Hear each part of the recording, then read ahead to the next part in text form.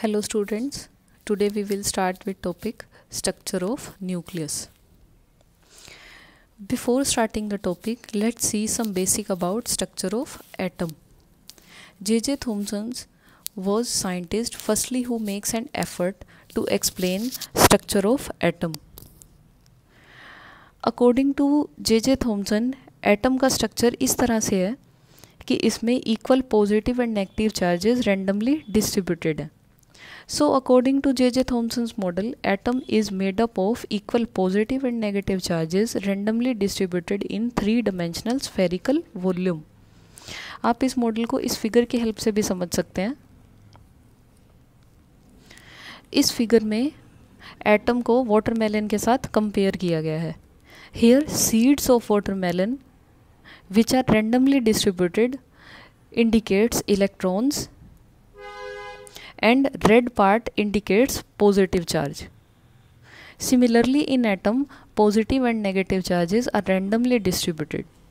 So according to J.J. Thomson's model, atom consists of equal positive and negative charges such that whole atom is neutral. J.J. Thomson ने इस evidence के basis पर इस model को propose किया कि radioactive substances के atom से कंटिन्यूसली अल्फ़ा रेज और बीटा रेज एमिट हो रही हैं. अल्फ़ा रेज क्या है? Alpha rays positive heavy charge nucleus है और beta rays negative charge electrons हैं. So according to J.J. Thomson, if atoms of radioactive substances are continuously emitting positive and negative charges, then these atoms itself are made up of positive and negative charges. So this is all about J.J. Thomson's model.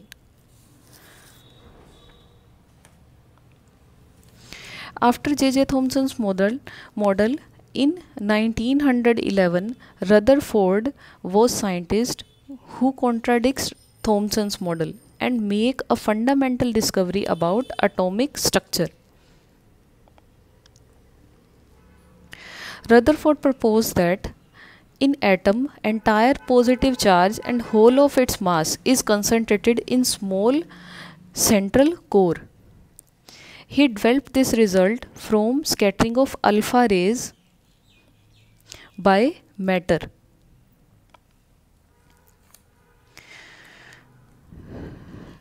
ये figure Rutherford alpha particle scattering experiment का setup represent कर रही है.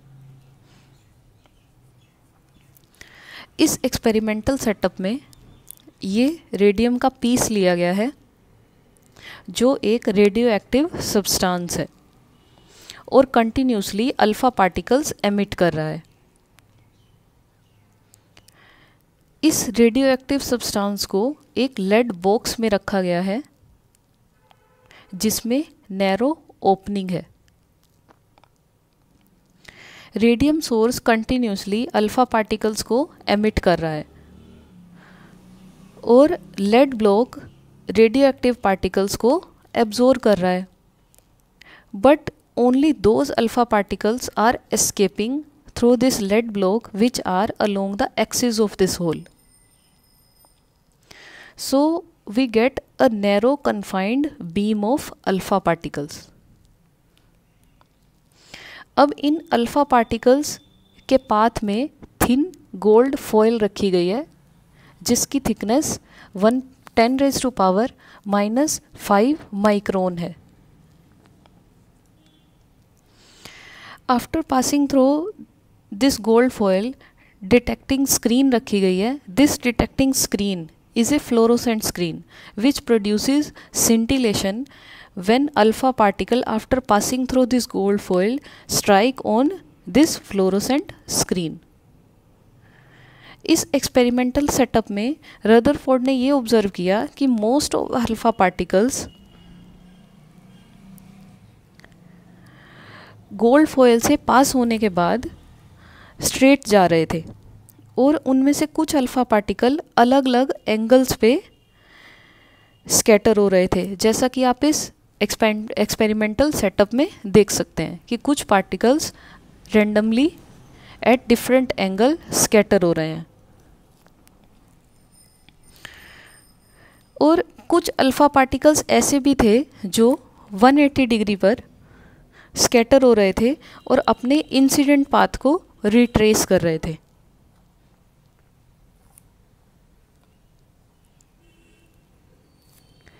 So from all these observations Rutherford ने explain किया कि atom का structure ऐसा नहीं है कि जैसे थॉमसन्स मॉडल में बताया गया है कि जिसमें equal positive and negative charges randomly distributed हैं। Rather structure of atom is such that entire positive charge and whole of its mass is concentrated in very small central core। और इस central core को बाद में nucleus का नाम दिया गया। रदरफोर्ड ने इन रिजल्ट्स को ऐसे एक्सप्लेन किया कि जब अल्फा पार्टिकल पॉजिटिव न्यूक्लियस को अप्रोच करते हैं तो वो एक दूसरे पर Coulomb's electrostatic repulsive force exert करते हैं। कूलम इलेक्ट्रोस्टैटिक रिपल्सिव फोर्स क्या है? This force is F is equals to 1/4 pi epsilon naught Q1 Q2 over R square. Here Q1 is plus ZE and Q2 is plus 2E. Plus ZE is the charge on nucleus and plus 2E is charge on alpha particle. Alpha particle is nucleus of helium atom. So from here this F represent electrostatic repulsion between nucleus and alpha particle.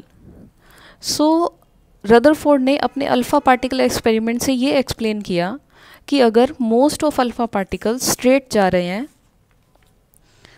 तो वो ऐसे reason से पास हो रहे हैं जो एक empty space है। So this indicates vast emptiness of atom. This means most of part of atom is empty. Next, जो अल्फा पार्टिकल गोल्ड फॉयल से पास हो रहे हैं और न्यूक्लियस से लार्ज डिस्टेंस पर हैं, वो स्मॉल एंगल से डिफ्लेक्ट हो रहे हैं।